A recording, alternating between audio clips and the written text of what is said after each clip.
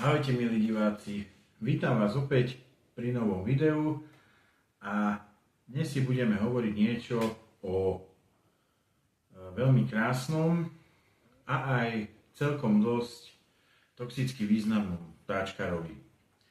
Reč je o Poecilotherie ornate.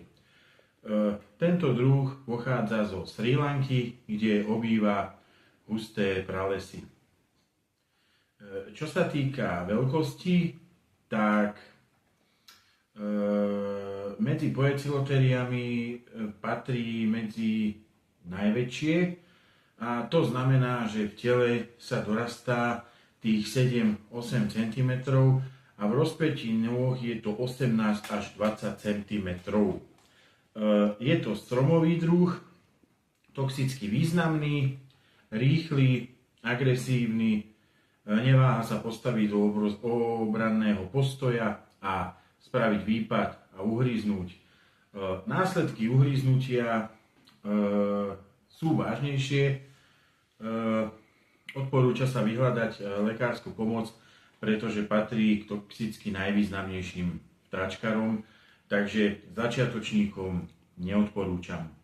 Ja mám samičku, nie dospelú. Myslím si, že ešte také dva zvleky alebo 3 a bude subadultná. Potom vám ju ukážem aj zbližšia. Povedali sme si, že to je stromový druh, čo znamená, že terárium by malo byť, alebo teda musí byť situované hlavne na výšku. Ja som zvolil také väčšie, čo znamená, že aj na dĺžku 30 cm, aj na výšku 30 cm. Substrát stačí 5 cm, nemajú nejako extra v obľúbe hrabať, skôr si robia hniezda a to znamená, že musí byť v teráriu, teda korková kôra, konáre, rastlinky, či už živé alebo umelé. Ja som dal umelé, už taká klasika, ako som spomínal. Keď som dával živé a krmil som sarančatami, tak sarančatami tie rastlinky požrali.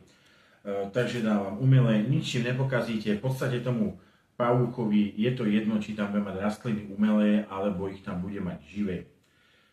Miska s vodou musí byť a substrát nemal by byť ani suchý, ani mokrý. Odporúčam tak mierne vlhký a jednu stranu trošku vlhšiu. Samičky sa dožívajú niečo cez 12 rokov a čo sa týka doby dospievania, tak je to okolo 3-4 roky.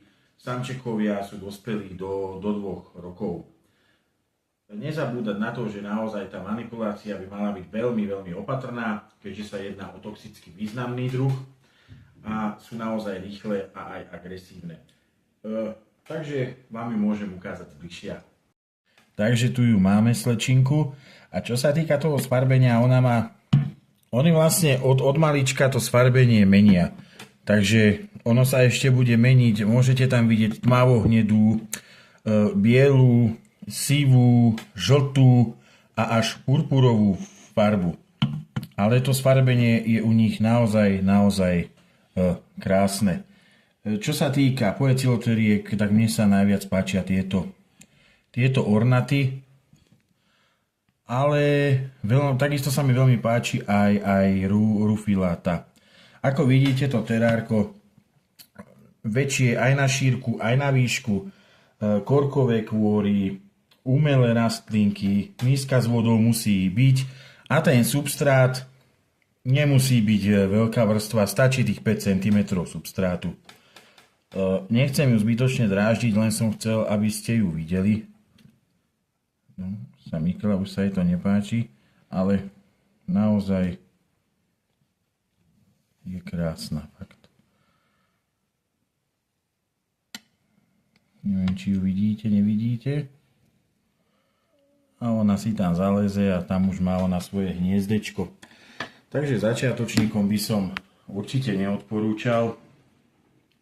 Oni už, čím sú staršie, tým sú pokojnejšie, ale samozrejme ten jed majú stále rovnaký, takže To, že je pokojná, neznamená, že vás v sekunde neuhrízne.